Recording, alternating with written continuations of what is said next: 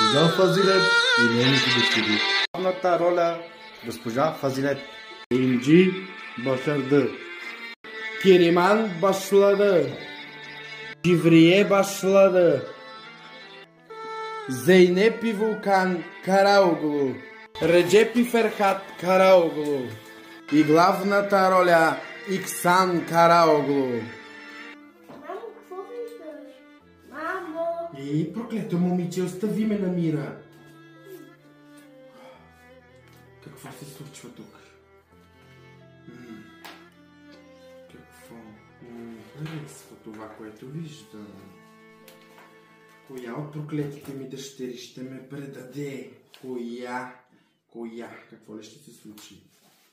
Не е добре това. Предвещава бури. Ураган. О, не искам да гледам повече. Не мога. Джеврие, хайде да си пишеш домашните. Бързо в стаята ти. Бързо. Ето лека майка. Пак ме накара да уча.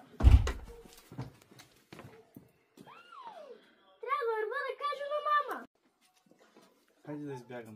Не мога. Как ще избягам от майка ми? Знаеш, че тя вижда всичко. Гледа на карти. Какво ще направя? Майка ти и баща ти не ме искат. Да бягаме, ще се скрием всички. Къде да отидем? Да си готви, че ще си дойдат децата. Училище. Мамо! Какво бе, дете? Какво правиш? Прави булгур за картите ти, че ще се върнат от училище. Какво има? Кака е навънка? Коя? Инджи? Да. С кого? Ексън.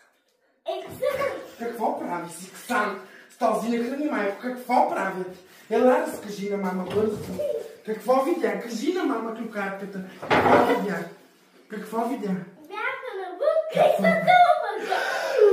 Целува се с този не храни майко? Да. Мама ще я нагласи. Добре на мама клюкарчицата, малка мама. Здравей, мамо. Инджи? Да? Ела веднага тук до мен на стола.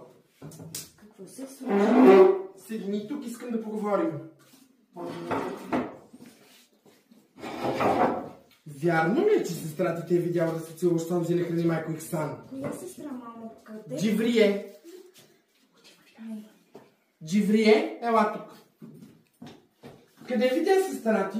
Навънка. Да се целува с Иксан? Да. А ти Мръсница. Замълчи, никога няма да те дам, ме чуй ме. Никога няма да те дам на тези хора. Никога!